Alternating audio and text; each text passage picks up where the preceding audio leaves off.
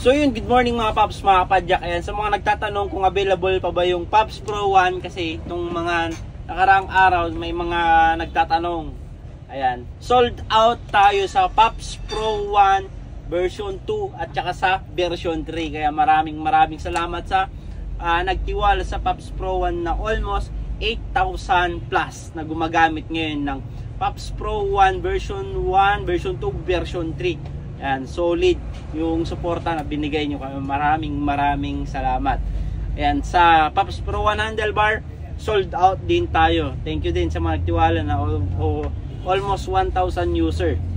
So, ito na yung sagot kung kailan nga ba darating yung mga next stock natin. Third week ngayong November, sana ma-release na at hindi ulit ma-delay. Ayan, ang available na parating version 5 at saka version 4 na. Ayan, na lumalayo na tayo sa version. Ang version 5 pwedeng through axle, pwedeng quick release. Ayun, non-boost only. Ganun pa rin yung hub design niya, yung pre-hub.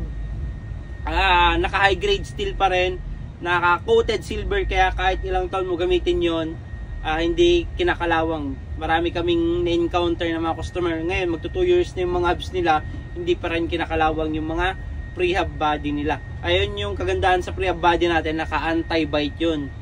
At sa mga handlebar, wala na tayong Pops Pro 1 na release, siguro next year na. Sa Pops Pro 2, sana end of this month, November, ayan, ma-release na rin.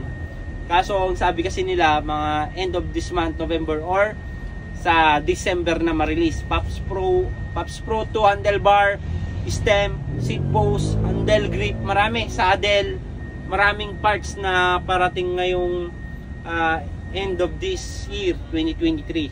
Ayan, kompleto na tayo ng cockpit, saddle, tsaka yung grip.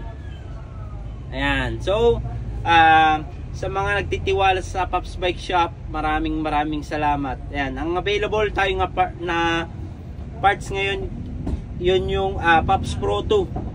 Nakakagulat kasi yung 1,000 na na-release natin, paubos na rin. Nasa almost 120 na lang. Sa nag-run ng almost 3 months. Ayan, 3 months, 100 na lang maigit. Kaya hindi na rin siya aabot ng December. Ayan, kaya paunahan na lang din sa Pops Pro 2. Kasi ang release namin ng Pops Pro 2 ulit sa February na. Kasi nga 3 months bago dumating yung item, kaka-order lang namin, mga February na yung dating yung Pops Pro 2. So ang presyo naman ng Pops Pro 1 version 5 natin nasa 2.5.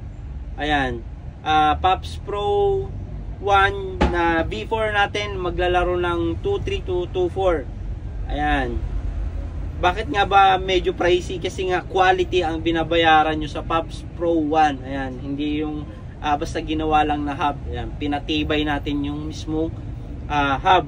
Ano pa? Sa handlebar naman, ang Pops Pro 2 natin naka 1 year warranty sa abot kayang halaga 650 lang sa handlebar natin, 650 sa stem, 650 sa seat post. Pero kung bibilin mo yun ng set, makaka-discount ka ng 150, bali papatak na lang yun ng 1.8 pag set of 3. Sa handle grip naman nasa 500, tsaka sa saddle nasa 650. Ayan, kung all in na bibilhin mo yun, makaka-discount ka, kaya pinaplansya pa namin yung magiging price niya. Kaya maraming salamat sa tiwala mga Pops. Thank you. Mga nasa malalayong lugar naman na gusto magpakita ng suportas dito sa Pops Bike Shop at gusto mag-order, ayan, visit lang kayo dito sa mga legit account namin. Dito lang kayo pwedeng makipag-transact para legit at di kayo may scam. Visit lang kayo sa TikTok, Shopee, Lazada namin. Pops Bike Shop Official. Ayan, ito yung mga legit account namin. Jason Bike Parts, Bikers Need. Thank you mga Pops, mga Padyak. Ayan, dito na kayo makipag-transact at mag-order. Thank you.